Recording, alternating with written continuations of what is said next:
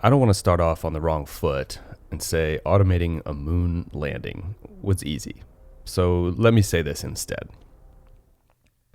I was not prepared for the level of difficulty presented by Minmus. To be clear, the moon landing required more than 25 attempts to achieve only a 50% success rate, and that felt like a near miracle. With Moon, the goal was simpler. Its orbit around Kerbin is aligned with the ecliptic. This was a design decision made by the game designers to make it easier for players to make meaningful progress in the game. I'm glad they did it, because the game is arguably one of the most difficult on the market. The script suffers the same penalties experienced by new players. Things can go sideways really quickly. Now, to review, the Lunar automation script stabilizes into low Kerbin orbit at 80 kilometers before computing a transfer orbit maneuver with a predetermined prograde delta V. Then, after executing the maneuver, it settles into an elliptical orbit with a low periapsis before circularizing at 20 kilometers lunar altitude, and finally deorbit and hover slam to land on the surface. Simple, right? Again, no.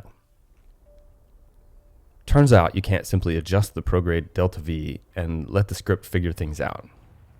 After about 10 attempts doing exactly that, I realized there were some significant barriers. For one, the moon is in the way sometimes, and the script takes a long time to find a solution, waiting for the moon to move out of the way. Also, it became clear there was a lot of room for improvement in my approach to throttle control. At this point, the results were not good. In the rare cases when I was able to chart an intercept course, the maneuver execution was imprecise, and I ended up on an escape trajectory. Now this makes sense if you think about it. There's a lag between the moment we detect some condition is satisfied and the moment the engines stop producing thrust. Chalk it up to a symptom of an engine with high thrust and high specific impulse, I guess. We overshoot every time as a direct result of this delay. We can use simple solutions attempting to compensate, like decreasing the throttle by 75%, let's say, when we approach the engine cutoff condition. But this only really reduces the magnitude of the observed behavior and does very little to contribute more to a robust solution. Our best approach is to rethink the control strategy entirely. Whereas before, it was simply a matter of activating engines at full throttle and deactivating when a condition is met.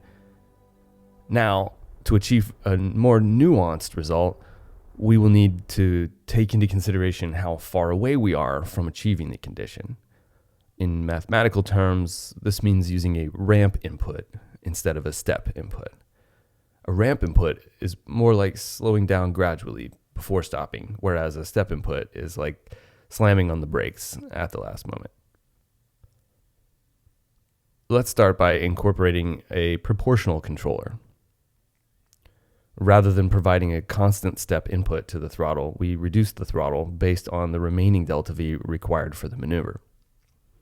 This allows us to go full throttle at the beginning when there's a large gap to traverse, then reduce throttle as we approach the target.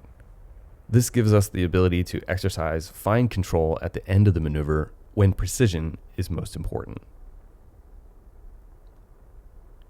Using this proportional control technique, the script is able to stabilize on an intercept orbit with Minmus. However, even with our precise throttle control, we still experience some strange oscillations around the target in some cases. In one case, this was caused by a less than, where I needed a less than or equal to.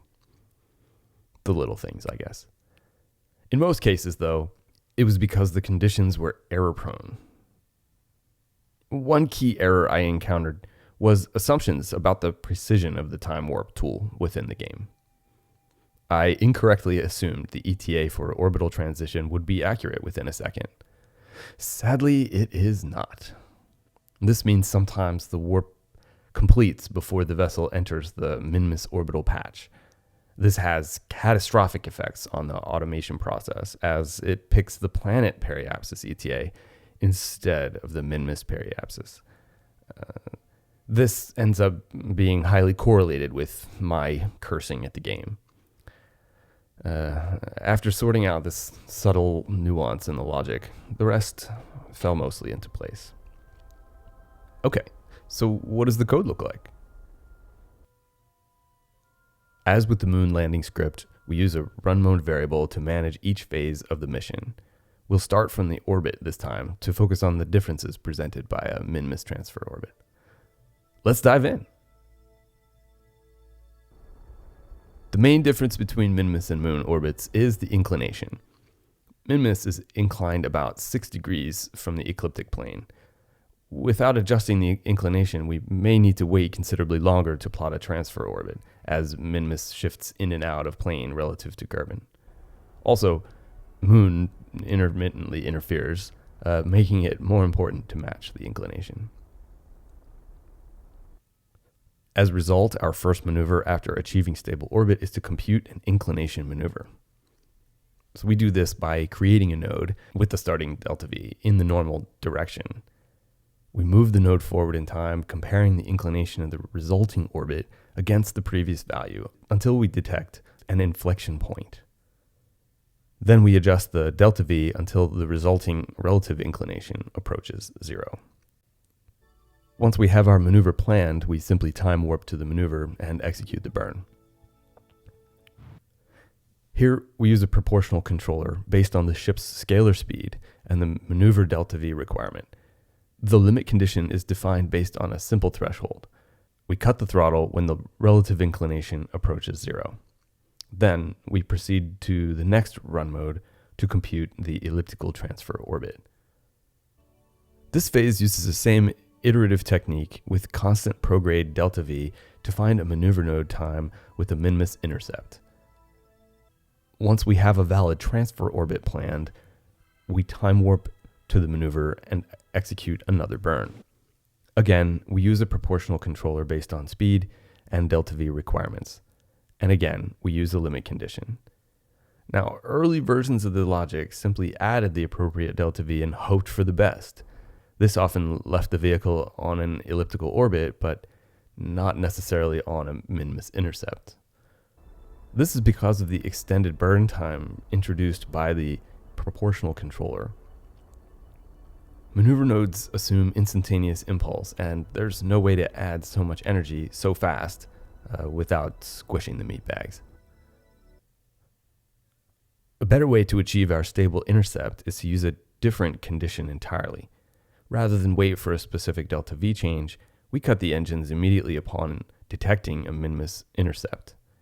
This helps guarantee an intercept, but it's worth noting that it's not an efficient algorithm. It simply results in a well-understood landing sequence where we can reuse the components from our moon landing script. We use different values for altitudes, but otherwise, the rules are mostly the same. Now, at this point, we've achieved our most significant milestone in the process. Time to enjoy the fruit of our labor. While we watch the best attempt, let's reflect again on the difficulty of this challenge. For the moon landing, it took 25 attempts. This time, it took more than twice as many. In total, this video required 64 attempts to reach the same success rate criteria. It seems only fitting to show all the attempts as one magnificent composite. So sit back and relax. Enjoy this time lapse of all of the attempts at the same time.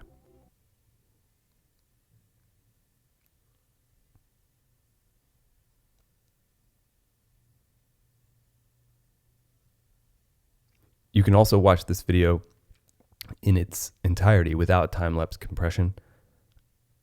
And as always, thanks for watching Kerbalism.